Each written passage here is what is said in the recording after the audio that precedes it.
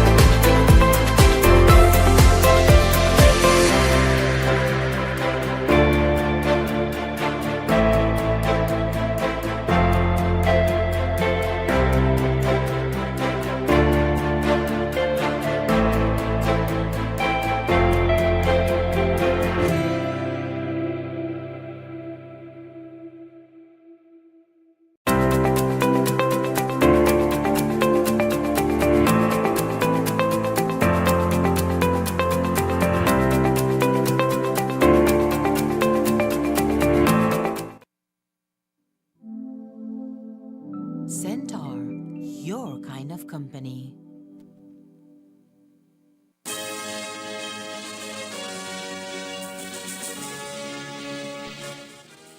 Tonight on CTV3 News, BSI-ASR challenges government's recent sugar industry license to import and export sugar regulation 2023. Another fish kill pops up in the New River. The OE says the matter is under investigation. Santander makes provisions to apply for the license to import and export sugar. BSI-ASR, however, is yet to submit their application. And the 2022-2023 crop season continues to experience hiccups. We'll tell you about the latest challenge. These are some of the stories we have for you tonight in our newscast for Tuesday, May 30th, 2023.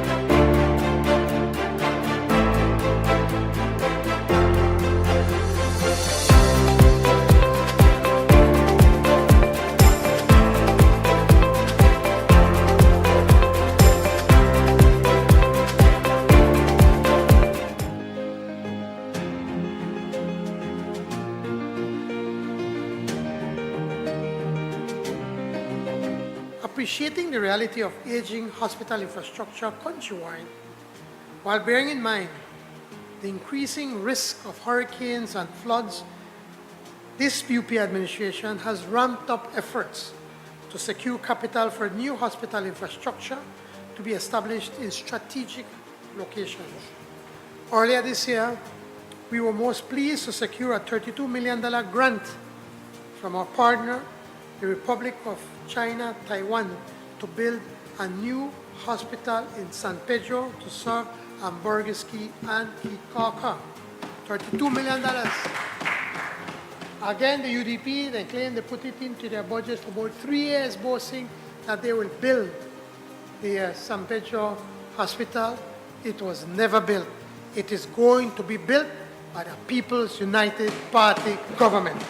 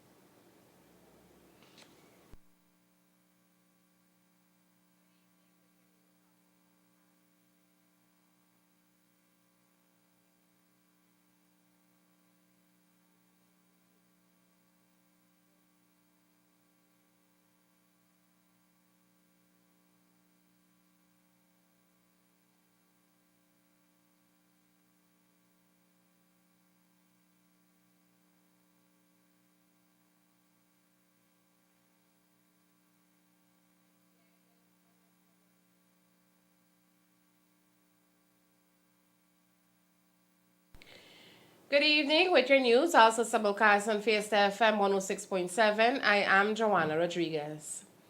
An official legal challenge has been filed by the Belize Sugar Industries Limited (BSI ASR) on the newly imposed Statutory Instrument 62, which makes provisions within the sugar industry requiring any entity wishing to export or import sugar into Belize to obtain a license from the Sugar Industry Control Board. The challenge, which interestingly also lists the Corozal Sugarcane Producers Association as a claimant, is being made against four defendants, including the Attorney General, the Minister of Agriculture, the Sugar Industry Control Board, and the Controller of Supplies. The challenge filed that is on Monday, May 29th, makes provisions against each defendant and several sections of the regulations which the claimants say contravenes their rights as independent businesses entities in our country. One particular section being challenged is Section 3 of the regulation, which states, and we quote, in circumstances where it is physically and legally impossible for the claimant to comply with the mandatory requirements imposed to apply for a sugar export license, is in breach of the claimant's right to equal protection of law and to protection from discrimination and therefore unconstitutional, null and void, end quote. Another major challenge also falls in Section 16 of the regulations, which imposes a compulsory requirement, punishable with fines and imprisonment, that BSI ASR collect from third party buyers and distribute premiums benefits on a quarterly basis to certified producers to whom premiums are due based on the respective volume of sugar cane delivered to the mill by each certified producer and sold by them to those third-party buyers. This, according to the challenge, is, quote, in breach of the claimant's right to privacy, protection of law, protection from discriminatory treatment, and is therefore unconstitutional, null and void, end quote. The challenge calls into question a total of 9 sections of the regulations, as well as several breaches made to the Constitution through the imposition of these regulations. Today, in an interview with Chairman of the Sugar Industry Control Board, Marcos Osorio, he spoke on the upcoming deadline provided to sugar exporters to apply for their license, which ends on Friday, June 2nd. While Santander made provisions to apply for their license, Osorio says there is no surprise that BSI-ASR is yet to do so. We had issued letters of notice to the 5 exporters, where we were also giving them notice that we're giving them 2 weeks for them to submit their application. The 2 weeks comes to an end on this Friday, June 2nd. Um, I can say that Santander Sugar has reached to me saying we are compiling all our other requirements and we will be submitting our application. We will comply with the law. So in terms of BSI, ASR, well, I cannot speak to it because, well, the deadline is this Friday. But also, I want to mention that, as we had mentioned in the talk shows, um, each each exporter has their right to not comply. Well, they can choose not to comply with the law. I want to mention that no one in this country is above the law, and but they also have their right to take whatever legal routes they want to take. That's within their right. To this point, what I can say, as I mentioned in talk show, that it is not in the best interest of anyone, not the mill, not the farmers, that BSI would say we will not comply. Um, and if they will not comply, it could be as a result of they taking other avenues, which they are in their full right. An exact date is yet to be set when the first hearing is expected to be had on this matter. Sugar industry stakeholders met today to discuss the way forward for the remainder of the 2023 sugarcane crop season, which is expected to come to a close sometime in the month of June. Now, while there had been reports surfacing about the possible closing of crop in the coming days, discussions in today's meeting made the stipulations that would extend the crop for at least 2 to 3 more weeks. For several days, there have been reports of stoppages at the sugar mill due to a lack of cane. The situation, according to Chairman of the Sugar Industry Control Board, Marcos Osorio, is reportedly being caused by various factors, including a shortage in cane cutters. Following a discussion with leaders of all sugarcane associations, it was stipulated that there is over 100 tons of sugarcane left on the fields, which farmers have committed to deliver to the mill. Leaders are comfortable in that they are comfortable that we could have the additional 100, and we would say maybe 120,000 tons more of cane to be delivered from now to the end of the harvest season. The other question I know, or what is sounding out there, is that the crop will come to an end on June 6th. Um, I can for sure say that at the stakeholders meeting, one of the important discussions was, given the volumes of cane that we believe are still would be harvested and delivered, what is the capacity of the farmers on a per day basis? And the farmers suggested that they are comfortable with being able to meet 5,000 tons per day.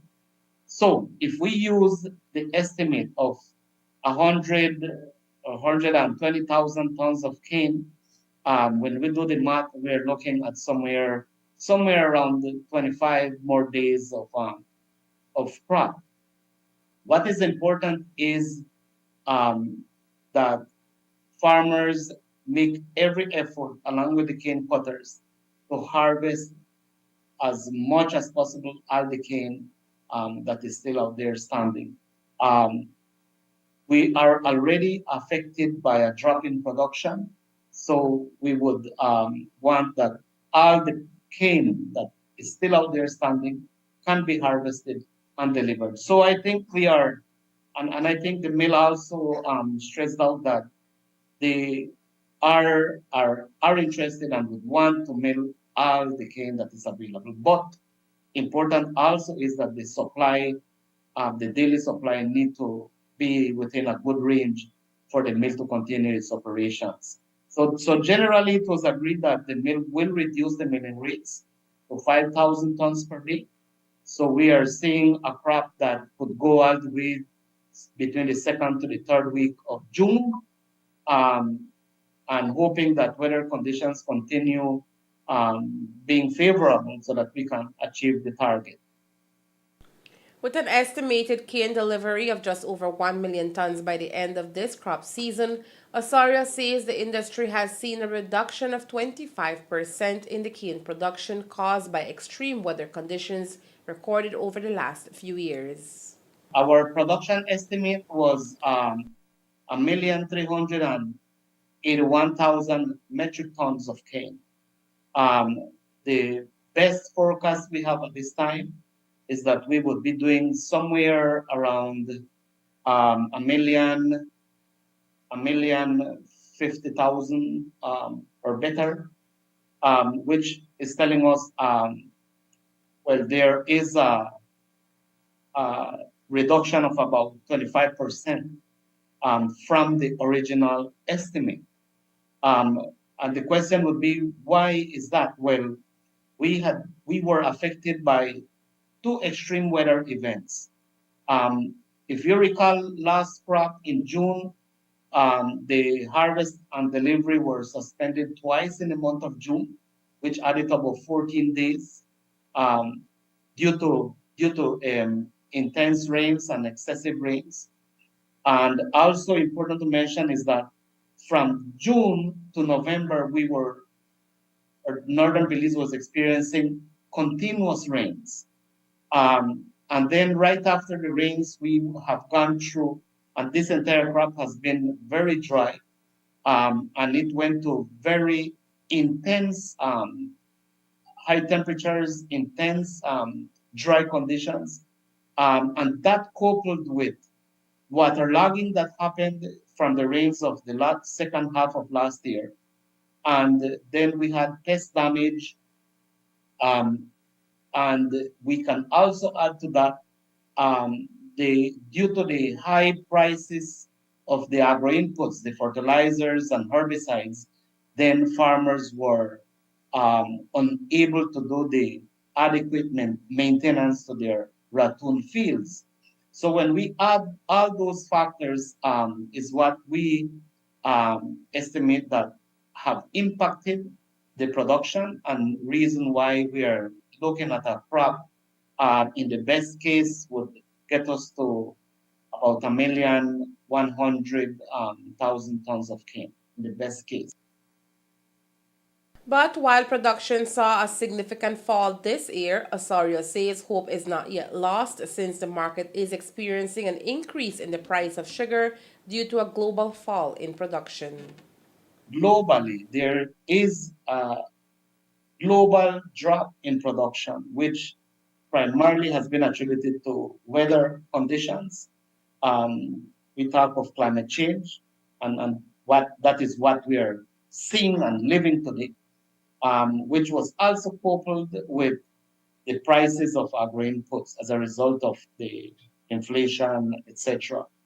But in terms of the question itself, um, it's unfortunate, but also the sugar market is a cyclical thing where every time there is a drop in production, global drop in production, which means that the supply will not be there, it triggers an increase in the price of sugar. When there is overproduction, which means there will be oversupply, it triggers a drop in prices of sugar. So it is something cyclical and very unfortunate because if we would have been in a situation where, okay, we are able to deliver and the mill is able to process 1.2 million tons of cane, it only would have played out better for everyone, especially this year where prices seem to have been going well compared to last year. So we our hope and our and we hope that prices would be better. What the forecast is showing that it should be better than last year. But again, you get a higher price, but the production is lower. So at the end of the day, it can result to be evening to what was last year or other years, because the increase in price would compensate in some way the drop of production. But ideally, is would have been the situation where our production remains stable and so that we could benefit more from the increase in prices of sugar. With only a few weeks now left in the crop season, Osorio is encouraging farmers to continue working together to ensure that most of the standing cane is delivered. I want to encourage all farmers, all cane cutters, to please give it the last go, and that we can get as much cane of the cane that is out there delivered. In the best case, that we get all the cane that is standing delivered to the mill, so that everybody have a better return on it. And I want to congratulate all farmers and thank all farmers and cane cutters for their hard work. And I want to assure them that as the chairman of the SICB, we will always work for the betterment of the industry. We are just a few days away from the start of the hurricane season on June 1st. However, similar to previous years, the country seems to be experiencing dry weather conditions, with the north having been affected by a prolonged heat wave over the past few weeks. Here in Orange Walk Town, the peak temperatures have surpassed 100 degrees. One recurring situation which seems to repeat itself annually around this time is the deterioration of the New River here in the north. Over the last couple days, reports have once again been surfacing about small fish kills around the river. Most recent reports are that the river is also changing color, which usually is a sign of real trouble within the depths of the New River. Every year, this phenomenon causes major concern among environmentalists and Orangewakeños alike, who are worried that there could be a repeat of 2019 when the New River experienced major deterioration to a point that it has become lifeless. In 2019, experts determined the cause of the river's demise was primarily due to the lack of rain that year and industrial dumping in the area. Residents would remember that on that occasion, residents along the river bank were forced to endure the foul stench of an unhealthy river for several weeks. It was during this time that the New River Task Force was implemented and included participation from the Department of the Environment, Health, the Orange Walk Town Council, as well as members of the NGO community who devised various strategies in an effort to restore the river to a healthier state. To date, most of these plans are still in progress, including the compilation of Tumar project, which seeks to restore its New River stating with its surrounding areas in different communities along the river bank. Our news team today reached out to DOE to query about this most recent fish kill in the New River and have been informed that the matter is under investigation and a water quality monitoring exercise will be taking place in the coming days. Our news team will be tagging along on that expedition and will report any update. The International Cooperation and Development Fund is dedicated to boosting socio-economic development, enhancing human resources, and promoting economic relations in a range of developing partner countries.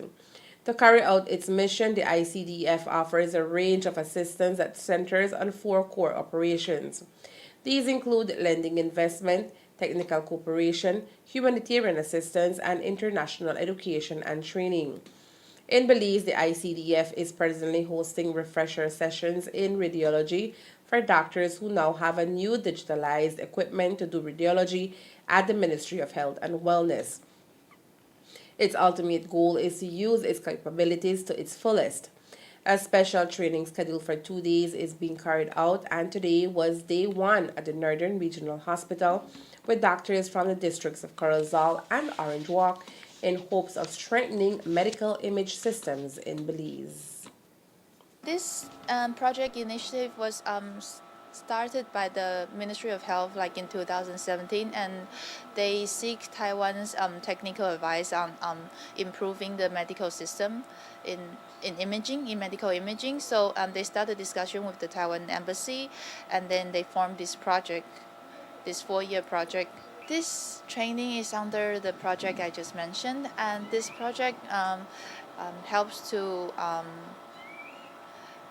do the capacity building in Belize with the public hospitals.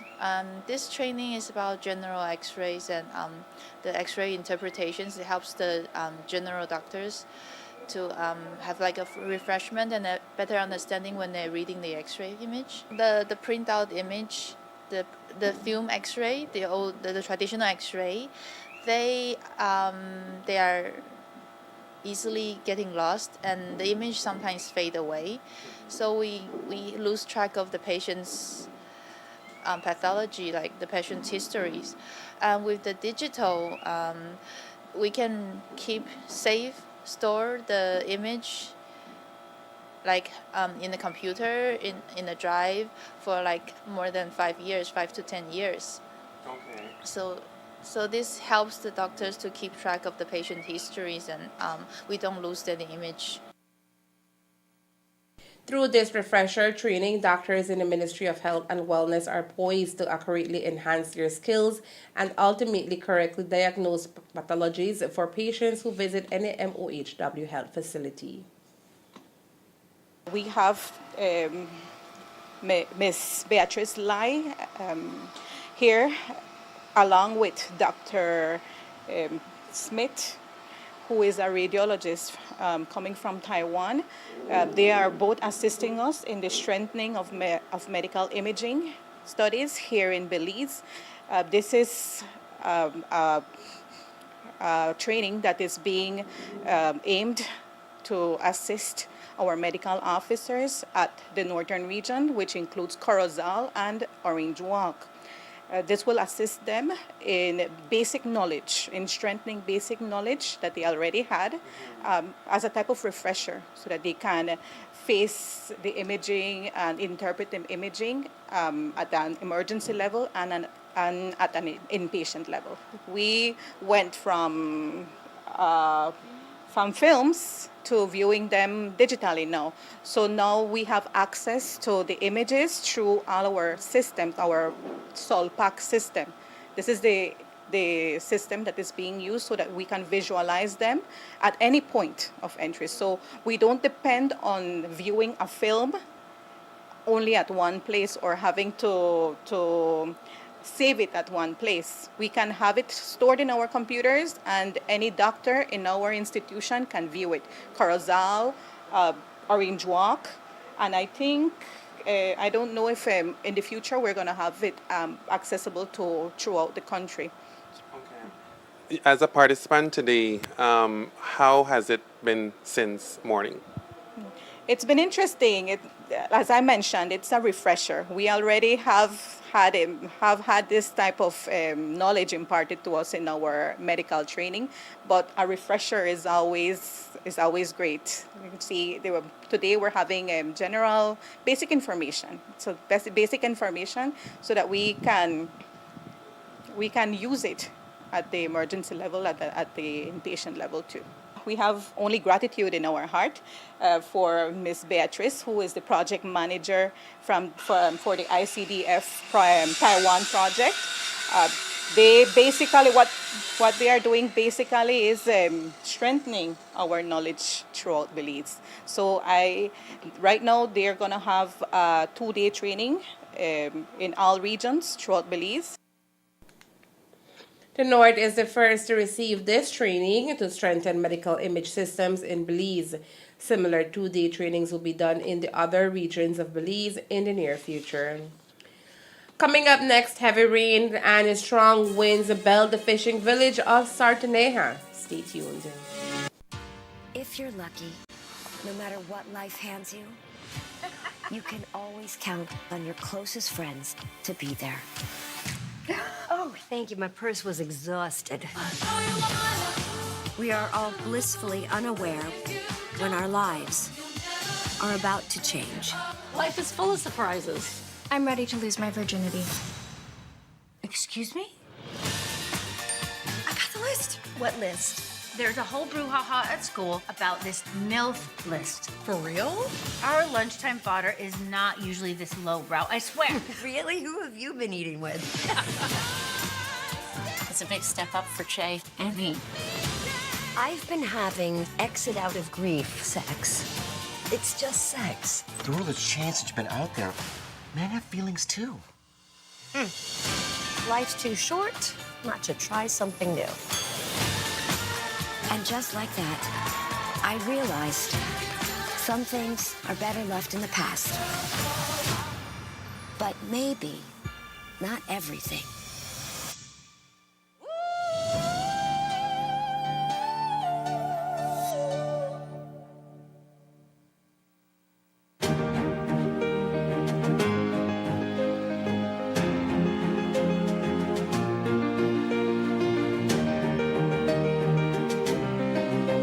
I'm most pleased to report that the nation that we have been able to secure roughly $90 million for the construction of a new 150-bed modern national referral tertiary care hospital in Belize. Given the vulnerability of KHMH to hurricanes and floods, the strategic placement of this hospital in Babapan represents an important part of our climate resiliency building strategy in the provision of health care.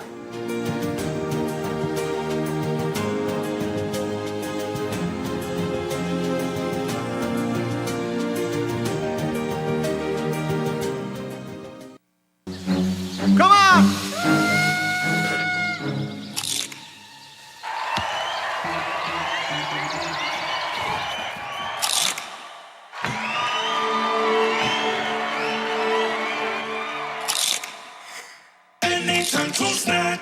When hungry or craving, when laughter or tears, enjoy the best snacking or flavors are here. Asadas, mocadas, chiladas, doradas, delicious for snacking, are right and done here. Done right, done here.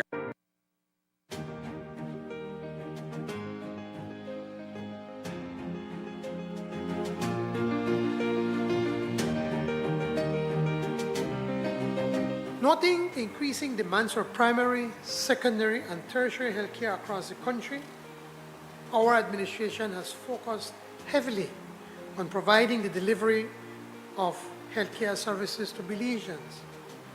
As such, since coming to office, we have consistently expanded the delivery of primary care services through NHI. As you may recall, that it is in this financial year that the entire district of Orange is for the first time being brought in with NHI.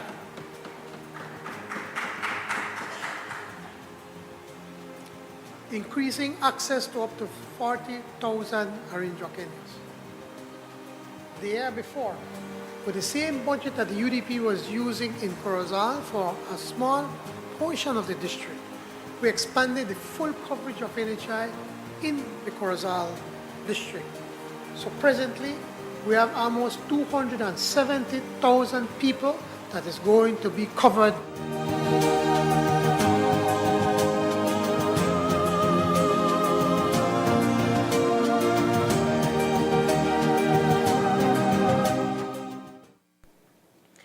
High schoolers are almost ending the school year and sitting their final exams. One particular school who came up with a twist to make the final exam in agriculture more challenging and profitable is the Bishop Martin High School here in Orange Walk. For this year, the students had to choose from a crop they have grown during the school year and create a product that is unique and can rake in some cash. Elmer Cornejo went down to the school today and filed the following report. The Bishop Martin High School today hosted its first agriculture final grade activity for its students. Under the theme One Crop, One Product, students were tasked to produce the best product from their favorite fruit. Today, the agriculture instructor explained why this activity was a first and how students had to give it their best shot to secure a final 30% of their semester grade. The activity today is basically named One Crop, One Product, whereby the students will be showing their product to the community. Well, we wanted to show it to the community as well, to the judges as well, that they can be creative, they can use our crops here in Belize that we grow, especially the students that grow some of their products here, such as radish, such as we have a lot of mangoes. They're making a lot of products, different kind of products that they can self-sustain themselves.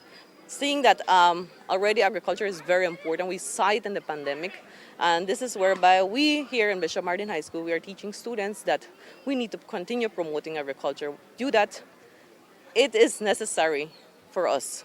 We can grow our own tomatoes, we can make our own sauces, we can make our own sauce of peppers, and basically that's what the students are doing here today. They are growing their crops and they're making their product as well.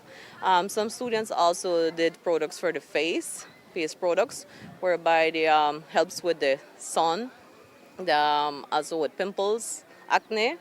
So it's very interesting to see and exciting to see that the students also came up with new ideas in producing a product here. Students here also get the concept over there that it's not only basically theory that we need to teach them here. They also have to have a hands-on in their work, their projects, in order for them to be satisfactory, complete themselves in working with their work, also that they produce things that will be new to the people, that the people would like to purchase it. They had some experiments doing their sales on the weekends with their families and everybody, and they were so excited. Some of them came in the pages, on the famous pages over there, and they were excited. They were selling their product. They said, "Miss, we really can make money with this." Actually, they said. So yes, you can. I told them, but you need to be responsible enough as well. And this is whereby we also show them that there is responsibility. there is a way that they can earn income. There is a way that they can help their parents. In their sales, actually, some students use that money to pay their some school fees as well. From afar, the students are seen to be well into the presentation of their products, and though some nerves took over, the high schoolers did their best in hopes of raking in great profits and an A grade by the time it was all said and done. So we ventured into the 49 booths to speak to some of the students who shared why they chose a specific crop and how they ended with their final product. Our product is coconut water, and we have done it in bottle and in bags. Water. Because it's healthy and it is hydrating. What are people saying? Like, it is nice. Yeah. You think you're gonna pass because I heard you're gonna be graded? I think so. You're gonna get an A or just a B? Like a B plus. So we came up with this product because we wanted something different and healthy. So we were thinking about a lettuce wrap, but then we said that, well, people know about lettuce wrap. So then we decided about a taco, but instead of the tortilla, we use the lettuce. So our ingredients are lettuce, tomato, onion, cilantro, and meat. And then so we prepare like we cut the tomato, the onion, and the cilantro like salpicón, like pico de gallo. And then we put lime, salt, and then we put it on the piece of a leaf of lettuce, and then we put the meat. So basically that's it. Have you been selling? Yes, we sell, and it was good. We sell a lot. What have been some of the comments you've received? That it is rare here in Belize, and that it's nice. Our business name is Fruit Ninja, and our product is fruit kebabs. Why? Why did we choose this product? Well, because it's soon summertime, and we like a refreshing and enjoyment snack to have. We should be having an okay grade and maybe a 90 up because of our where we decorated our stars and how we have our packaging and of our product. What was the hardest part of you doing your product? Maybe cutting up the fruits and having them placed on the kebab sticks because some of the fruits were not staying on the kebab stick, but we made it work. So yeah. What is the price of your product and why? Well, our product price is $4.50. Why? Because it is more profitable for us with the amount we spent on the fruits and the kebab sticks and the tahim and the chamoy. So if somebody comes up to your booth, what do you tell them for them to be convinced to buy your product? Well, since we use fruits is known to be really healthy. So we could say to them that to buy the kebab, so we could since it's healthy and it prevents maybe diabetes and risk of heart disease and stuff like that. For Jasmine Koh and her team, they decided to create a product that can be used every day and can be integrated into a healthy diet. My product is natural coconut oil, and we prepared it through a whole process of collecting dry coconuts, washing them, and cooking them. Was it an easy process? No, it wasn't. It was a process of 2 days through a lot of hard labor. Your teacher said you're going to be graded, so are you thinking that you're going to be topping your class? There's a lot of competition in my class, and there's a lot of competition around all the class. There's a lot of great products, and I personally think that my product is good, but I don't know if it will be top of everything. Why did you choose to do oil? Oil, because oil is something that is used almost all the time when cooking and doing stuff in the kitchen. So we wanted to do something healthy to help that and make lives healthier and benefit the people. Now, who came up with the name of the product and why you chose that name? My fellow companion Yareni Cantino chose the name Oily Palms, and we decided to go with that because it is first of all oil, and then it came from our palm tree, coconut tree.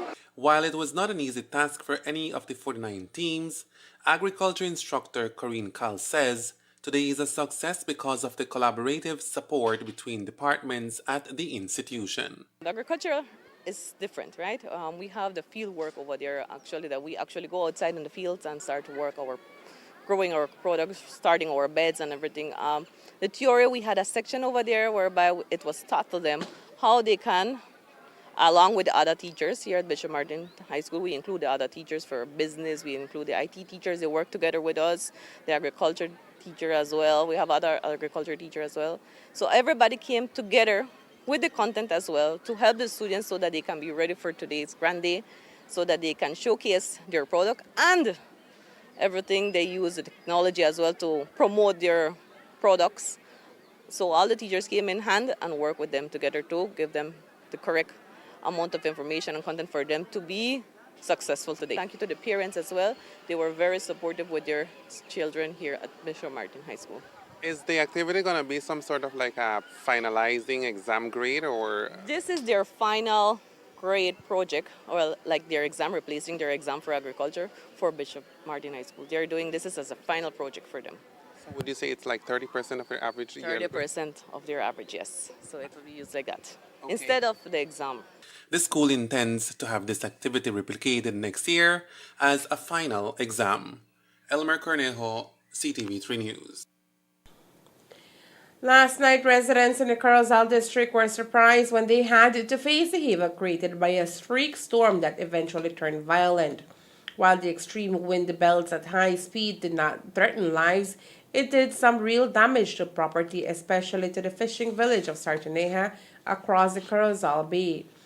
These photos, courtesy of Corozal Daily and online media, shows how severe the storm was in Sartaneja. The storm uprooted some trees, drowned at least one electric post, and blew anything not securely anchored. We contacted the Belize Met Service office today via phone and spoke to the forecaster on duty in regards to last night's storm that began turning in uproar around 10:30 p.m.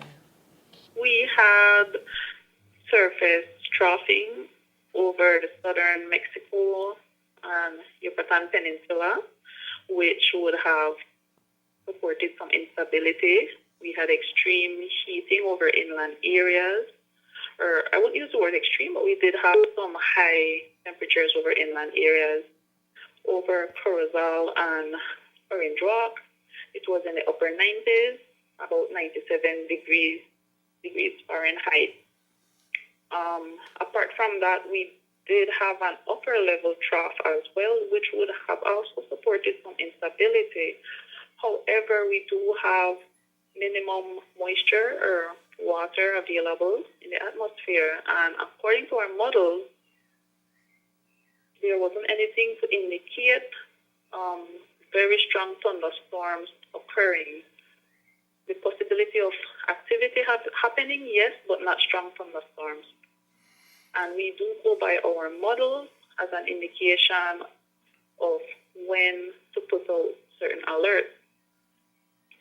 So in analyzing everything, it was a localized event.